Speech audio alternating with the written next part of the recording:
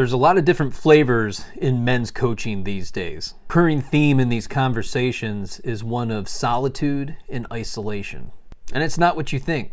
These are men who are successful in their careers, but circumstances in their lives have changed. Some of their closest friends are no longer with us, or they've relocated for family and to achieve their personal goals. And the most common struggle that they all share is in their romantic relationships. And of course, there's no shortage of relationship advice out there.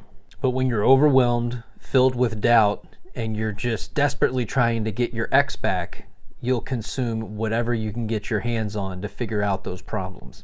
I've been doing a lot of one-on-ones lately, getting ready for the Antares Society 3 months of men's group coaching, and there's been a common theme. And that's that more and more men are identifying more with an anxious attachment style. So stay with me, because I have about 13 regrets and pearls of wisdom from anxiously attached men. Number 1 is to give your partner space when they request it. And that's going to feel like it's going against everything inside of you to allow that to happen, but it's not for you to manage. Number 2 is to accept the person for who they are and to not try and change them into the person that you wish that they would be for you. Number 3 is to not put themselves in a place to beg for the attention like you would get from the dog or from their mother. Number 4 is to not assign any unnecessary labels that can become roadblocks to connection. How many times have you told someone you're an avoidant, and then what has their reaction been to that? Generally doesn't work out too well for you, does it?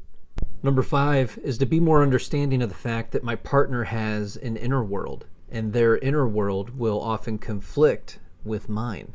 It's recognizing that my partner doesn't think, act, and feel in the same way that I do. It's recognizing that multiple things can be true at the same time. And a big step in your healing journey is going to be to learn to sit in the discomfort of that uncertainty. Number 6 is recognizing that my need for closeness is never fully filled. It's understanding that my need for closeness exceeds my partner's by a lot.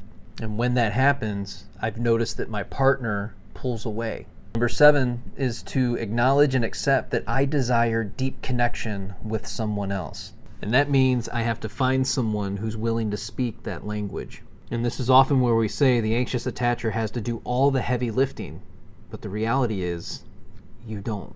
Number 8 is to learn to recognize when it's okay to let go. It's understanding that the end of a relationship is not the end of me. Number 9 is to believe people when they tell you who they are. In the very beginning of a relationship, if you just allow yourself to listen to what the other person is saying, they will tell you everything you need to know about them. I've cheated on 3 relationships in the past, but I wouldn't do that again. 6 months into your relationship, they do it again. Number 10, there is no the one.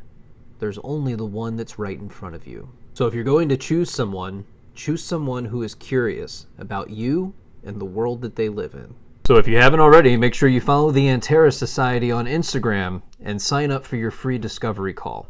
3 months of group coaching starts on February 6th.